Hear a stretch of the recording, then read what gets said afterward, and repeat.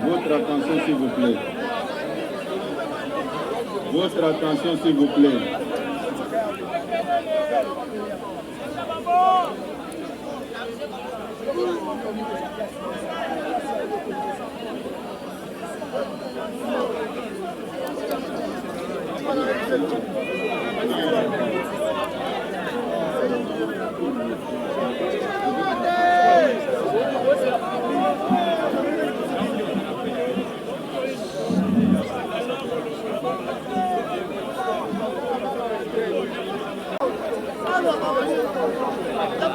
Ils ont déjà compris, s'il vous plaît. Ils ont déjà compris, s'il vous plaît. Regardons à l'essentiel maintenant, s'il vous plaît.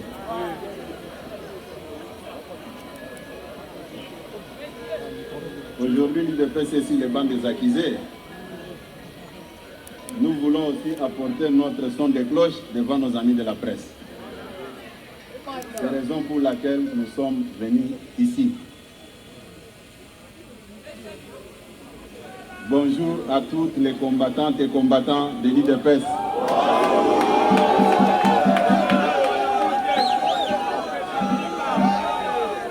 Avant de commencer notre communication de ce jour, je vous prie de vous tenir debout en observant une minute de silence en mémoire de nos frères et sœurs de l'Est.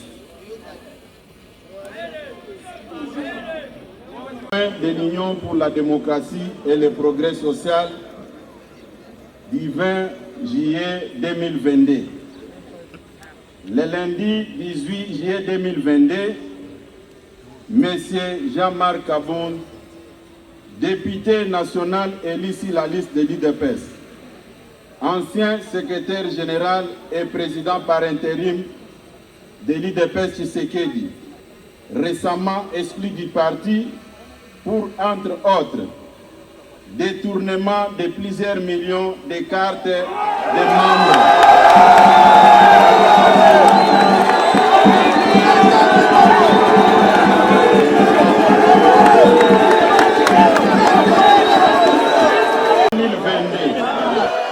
Monsieur Jean-Marc Kaboun, député national, élu sur la liste de l'UDPS, ancien secrétaire général et président par intérim de l'UDPS Tshisekedi, récemment exclu du parti pour, entre autres, détournement de plusieurs millions de dollars, des cartes de membres et des cotisations, agression d'un élément de la garde républicaine, ainsi que monnayage et honteux des postes de responsabilité destinés à l'UDPS. S'est offert un moment en spectacle face à la presse. Au cours de celui-ci, il a débité en chapelet des contre-vérités dans le but inavoué de nuire à la personne de son Excellence, M. Félix Tshisekedi, président de la République démocratique du Congo et chef de l'État. Comme tout le monde peut s'en rendre compte aujourd'hui, ce coup médiatique a été un non-événement qui ne mérite pas d'accaparer l'attention du public. Ça c'est vrai. Ça a été un coup de pétard mouillé et une nuée de fumée déjà engloutie dans l'atmosphère. L'Union pour la démocratie et le progrès social UDPS Tshisekedi ainsi a suivi ces déclarations qu'elle considère comme injurieuses, diffamatoires et séditieuses, dirigées non seulement contre le parti, mais aussi contre son Excellence, Monsieur le Président de la République. En effet, plutôt que de dire à l'opinion les raisons profondes qui ont conduit à son exclusion de l'UDPS, M. Jean-Marc Kaboun, un homme frustré, a volontairement choisi d'extérioriser ses frustrations en débitant des mensonges dans le but de distraire et détourner l'opinion nationale dans son élan de la mobilisation et de solidarité avec nos forces armées engagées sur les champs de bataille sous le leadership du commandant suprême des forces armées et de la police, son Excellence, Monsieur le Président de la République, Félix Tshisekedi Tshilombo, et sur les partis UDPS qui lui a tout donné. Dans les lignes qui suivent, nous vous exposons la personnalité de M. Jean-Marc Abound pour vous permettre de comprendre sa vraie nature, qui justifie tous les faits et actes passés et présents, avant de révéler et de tordre les coups à ces contre-vérités avec chiffres à l'appui. Les vraies raisons de l'exclusion de M. Jean-Marc Abound de l'UDPS, poussé par la folie du pouvoir, les malins de Jean-Marc Abound ne s'étaient jamais empêchés de s'ériger en justicier qui non seulement s'est donné l'audace d'interpeller les gens, mais aussi infliger, sans titre ni qualité, des châtiments corporels à ses victimes. Il ne se gênait pas de confisquer les biens d'autrui, dont les carrés miniers et autres biens matériels.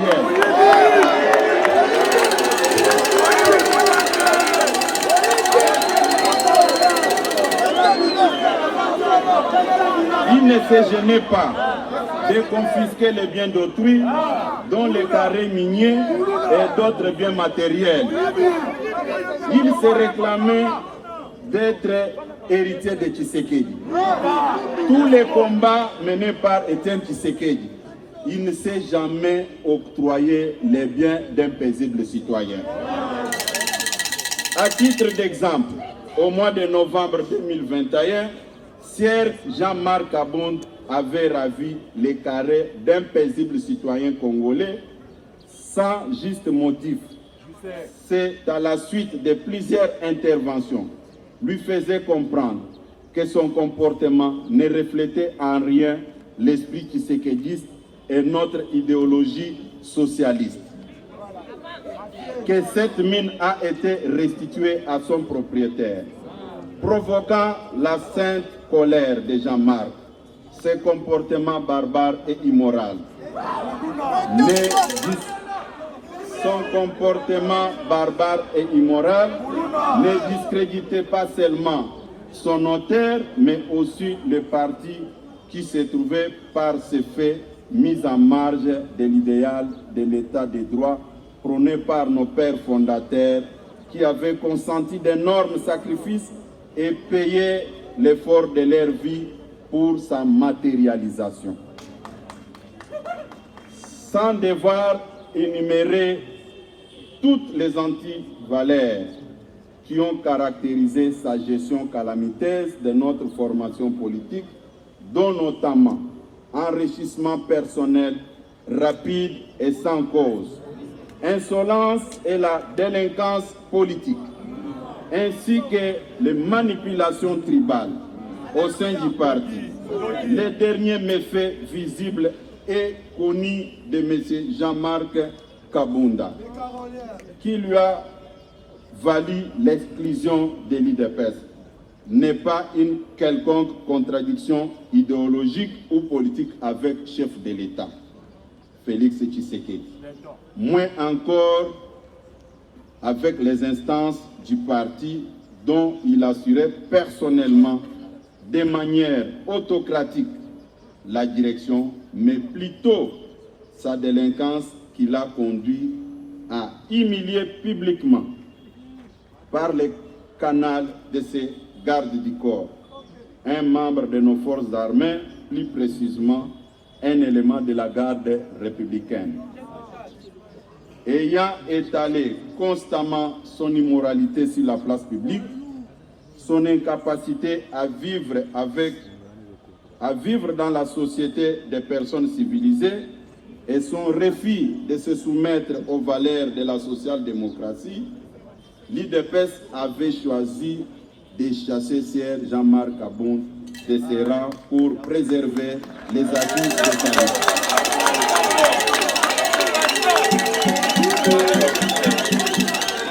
De contre-vérité de M.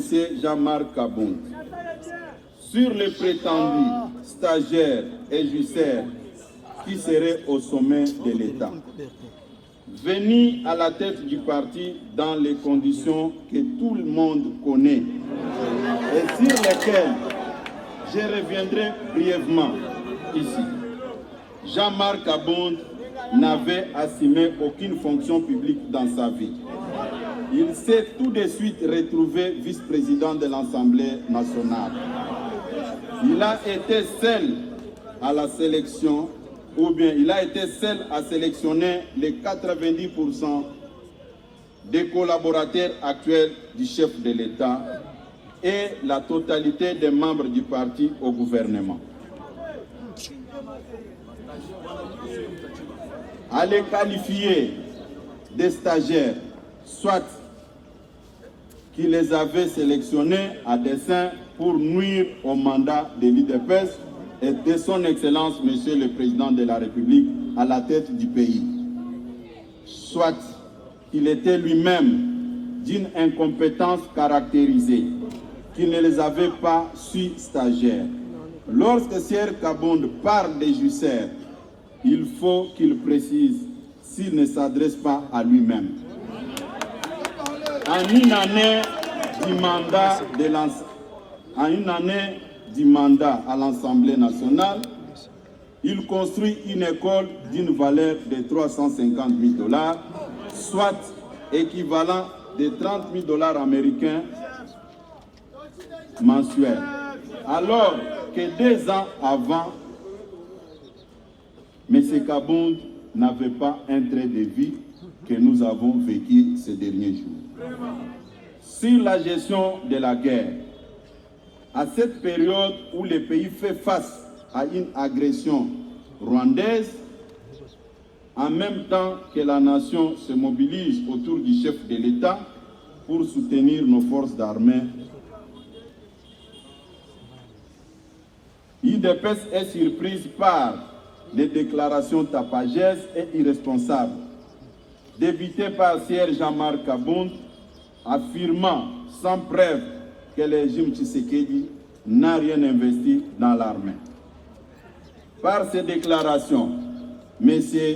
Jean-Marc Aboun a montré clairement son acquaintance avec les ennemis de la République et devrait désormais être traité des traîtres de la nation. Car, plus que jamais, notre armée n'a jamais occupé les centres de préoccupation de nos dirigeants plus que maintenant. Les militaires sont recrutés, formés, équipés. Des efforts visibles sont consentis pour améliorer leurs conditions de vie. J'en passe. Sur les prétendus faible mobilisation des recettes. En ce qui concerne les finances publiques, depuis 2019, le budget de l'État a subi chaque année de fortes mutations en termes d'amélioration des performances dans le recouvrement des recettes publiques et dans les dépenses sociales. De 3 milliards de dollars du niveau de réalisation des assignations budgétaires avant 2019, soit la moyenne de 40%. Le budget de l'État est en train d'essayer autour de 10 milliards de dollars, soit plus de 3 fois de la situation de 2018, avec une mobilisation dépassant largement 100% de prévention dans un contexte de récession mondiale liée notamment au Covid-19 et la guerre en Ukraine.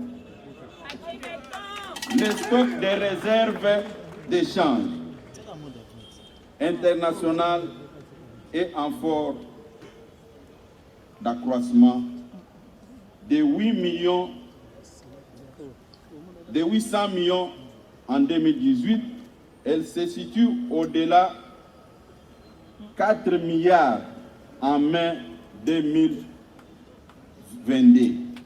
Une réalisation jamais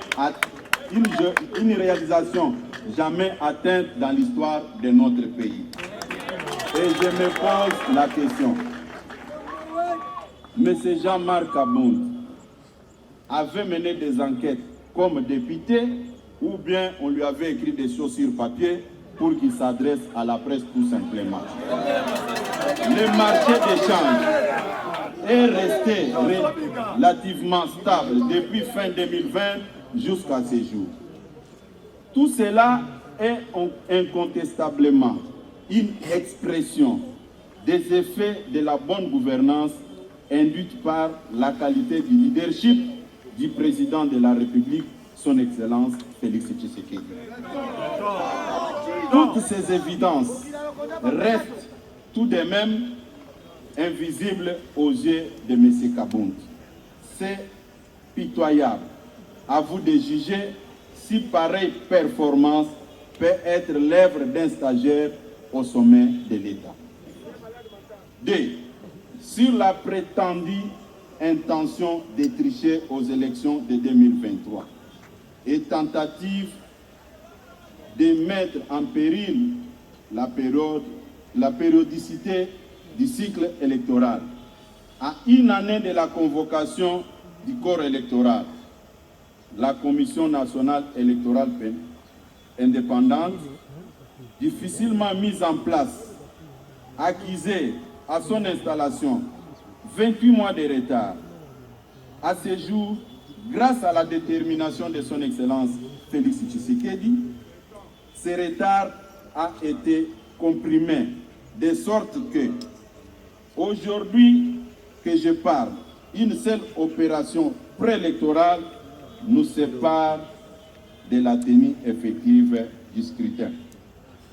C'est l'actualisation du fichier électoral. Les appels d'offres ont été lancés tant sur l'équipement en machine que sur les recrutements de personnel. De quoi un homme sérieux, expérimenté, comme il prétend être, peut déduire à ce jour pareille tentative.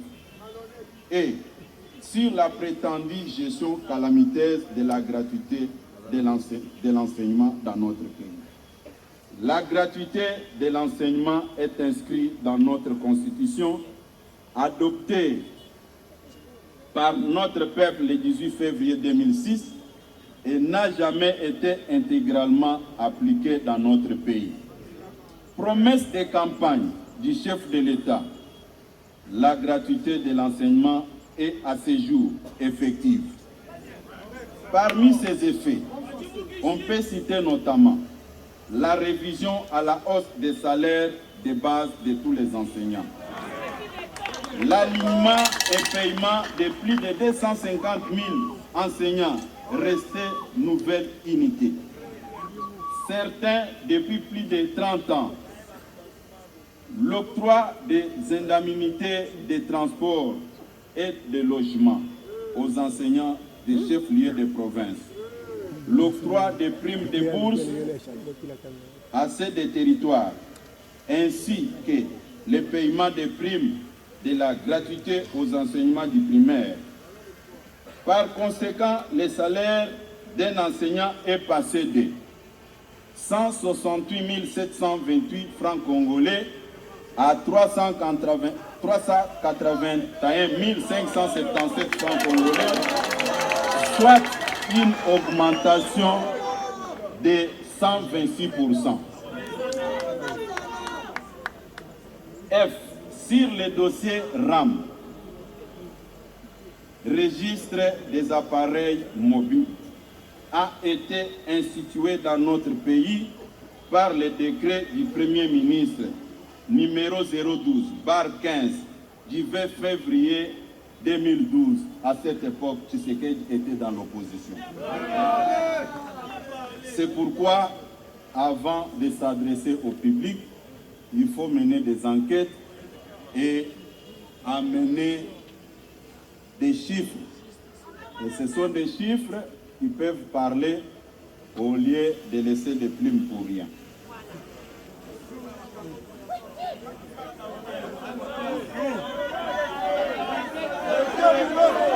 Mais le plus grave que ce monsieur de Jean-Marc, comme député, alors à l'époque deuxième personnalité de l'Assemblée nationale, n'a pas touché d'un seul coup lors des discussions de ce dossier à l'Assemblée nationale.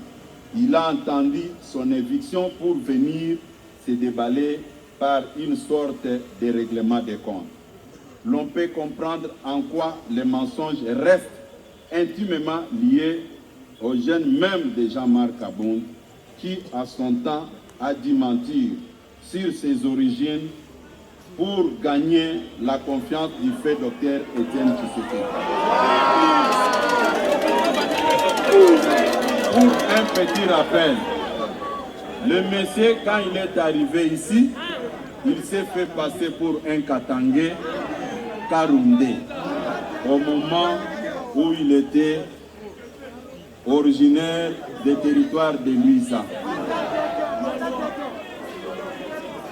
Et deuxième élément, des fils de son état, il avait menti encore qu'il était licencié en relations internationales.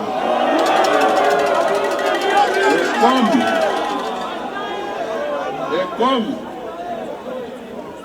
il y a un adage qui dit, vous pouvez tromper tout le monde, pas votre propre conscience. Après avoir compris qu'il ne pouvait pas rester dans cette logique des faussaires, c'est comme ça qu'il était obligé de reprendre le chemin de l'université pour aller se faire inscrire à l'ILK. Des réalisations dans le secteur des droits de l'homme. Depuis l'arrivée de son Excellence Félix Tshisekedi au sommet de l'État, il n'y a aucun homme politique, aucun détenu politique sous ces régimes qui croupissent encore en prison. Il n'y a aucun exilé politique. La preuve en est que lui-même s'est permis d'insulter du début à la fin le président de la République. Il dort calmement dans sa maison, construite dans des conditions que tout le monde connaît. Et les images de son speech étaient diffusées sur la chaîne nationale. C'est-à-dire, la démocratie se porte bien en République démocratique du Congo. Sur le plan diplomatique, retour de la RDC dans le concert des nations. Le leadership de son Excellence Félix Tshisekedi était confirmé lors de sa prise de fonction au sommet de l'Union africaine. Aujourd'hui, il préside la CAC que tout le monde connaît. De telles réalisations ne pouvaient pas pousser un monsieur qui réfléchit de l'échec sur le plan diplomatique. Plusieurs conflits, plusieurs dossiers ont été traités. On trouvait même des réponses sous le leadership de Félix Tshisekedi à la tête de l'Union africaine. D'autres réalisations au niveau de la fonction publique que j'allais oublier. À titre d'exemple, un huissier retraité pouvait toucher 8 000 francs congolais par mois. Avec Félix Tshisekedi, ce salaire est passé de 8 000 francs à 87 000 francs. Un directeur chef de service retraité pouvait toucher 12 000 francs par mois. Et aujourd'hui, le salaire est passé de 12 000 à 120 000 francs congolais. C'est-à-dire de 300% à 800%. Cette majoration ne dit rien devant M. Kabound.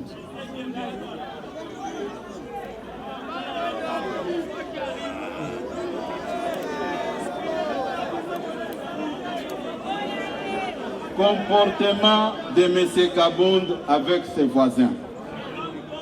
La politique de bon voisinage que tout le monde prône n'avait pas de la place chez M. Jean-Marc Kabound. Vous de la presse,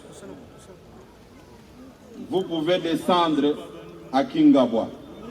Comment expliquer un président par intérim d'un parti au pouvoir pouvait se donner le luxe d'autoriser, d'envoyer ses gardes du corps aller trouer les pneus de ses voisins en face de sa résidence?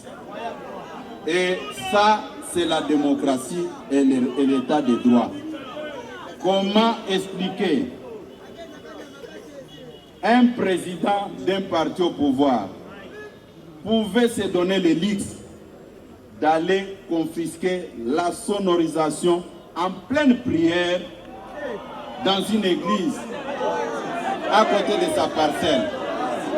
Et un monsieur pareil aujourd'hui se donne le luxe de nous donner des leçons de morale. Moi personnellement, si j'étais à sa place, j'allais me taire. Et quand il s'est comporté de cette manière, j'avais dit merci Seigneur. Parce que j'avais déjà prédit, j'avais dit à quiconque que vous allez voir sa première sortie médiatique, ça sera un fiasco. Et tout le monde l'a vécu. Et certaines personnes, pour justifier tous ces comportements insensés, immoraux, on imputait ça sur les dos du secrétaire général. Comme quoi, c'est lui qui induisait ces derniers à commettre les fautes. Et je reviens vers mes accusateurs.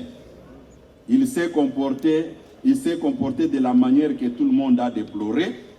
Est-ce qu'il est encore avec le secrétaire général?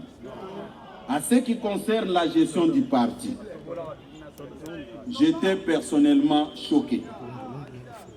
Tout le monde sait que pour nommer les comités fédéraux, c'est le secrétaire général qui propose. Mais je prends à témoin les responsables des départements qui sont assis derrière moi, tous les comités fédéraux que vous avez vus dans les réseaux sociaux. Est-ce que c'était l'œuvre du secrétaire général? Ou encore moins, l'œuvre du département de l'organisation? La réponse est non. C'est la raison pour laquelle vous allez constater dans les nominations, il y avait des policiers, des militaires, des morts, les gens d'autres formations politiques. Et aujourd'hui, chercher à s'en prendre au chef de l'État parce que le parti vous a mis à l'écart, c'est de la malhonnêteté. La frustration de M. Kabound dans sa mégestion. Comment expliquer? Il pouvait se permettre d'aller proposer au chef de l'État des mises en place dans l'armée, dans la police et dans le service de sécurité au moment où il n'avait pas qualité. Et il sait que le chef de l'État lui avait retourné avec ses propositions. Et je peux vous dire, c'est parmi les éléments qui avaient créé des frustrations. Moi, je vous dis ici, il va suivre cette mise au point. Il y a des gens qu'il a recrutés qui ne connaissent absolument rien. Au moment où il avait quitté le parti, il pouvait se concentrer à créer son parti sans faire le bruit. Mais il a perdu 6 mois. Rien que mettre une armée numérique en place pour s'en prendre au secrétaire général. croyant que ça pouvait déstabiliser l'UDPS. Et c'était une peine perdue quand il s'est rendu compte que cette démarche ne pouvait rien apporter. C'est comme ça qu'il s'est précipité, sachant qu'il n'a pas une base électorale.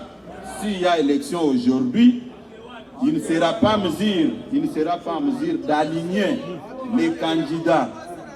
Il ne sera pas en mesure d'aligner les candidats à tous les niveaux. C'est comme ça qu'il a créé cette diversion en trompant l'opinion que le chef de l'État était en train de préparer une tricherie. J'étais avec lui dans tous les rendez-vous avec le chef de l'État. Je sais ce que je parle. Ce n'est pas pour rien que vous m'aviez vu ici initier, il a dit. Personnellement, je suis au regret. Depuis qu'il avait quitté le parti, je disais à tout un chacun, calmez-vous, ça ne sert à rien de revenir sur le passé. Mais comme il a osé ouvrir ces chapitres, je me vois dans l'obligation de restituer la vérité à notre base.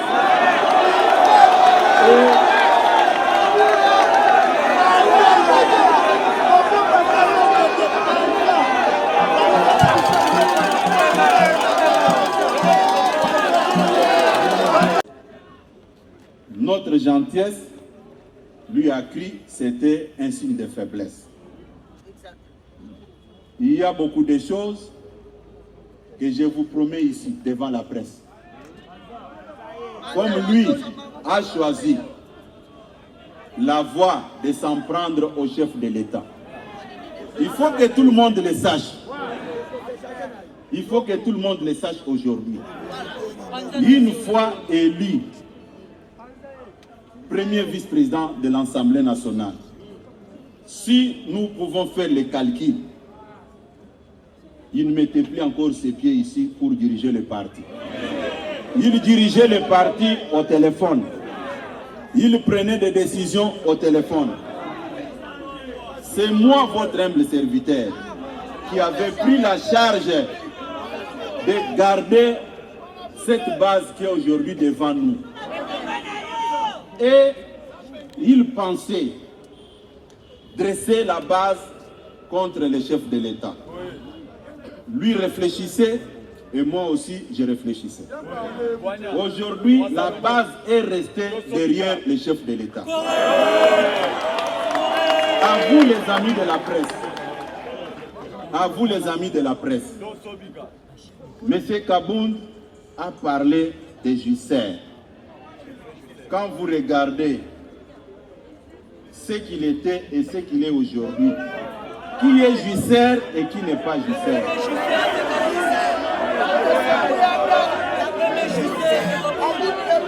Chers amis de la presse, là où moi je n'étais pas d'accord avec vous, M. Kabound s'est permis de vous importuner.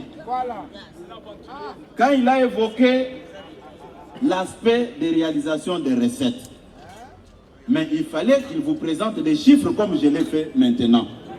Il ne l'a pas fait et vous avez applaudi et vous êtes parti. À la prochaine occasion, il faut poser des questions. C'est la moindre des choses. Il y a certains compagnons d'élite qui ne voulaient pas que je puisse parler. Ils ont avancé des arguments. À ton rang de secrétaire général, tu ne peux pas répondre à Kabound. J'ai dit non. C'est comme aujourd'hui, quelqu'un vient attaquer votre papa, comme vous êtes habillé en tenue de couleur blanche, vous dites que non, je serai sali. Je dois d'abord défendre mon père et les habits, on verra après.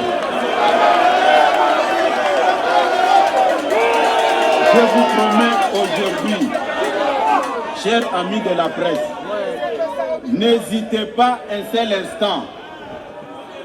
Chers amis de la presse, n'hésitez pas un seul instant.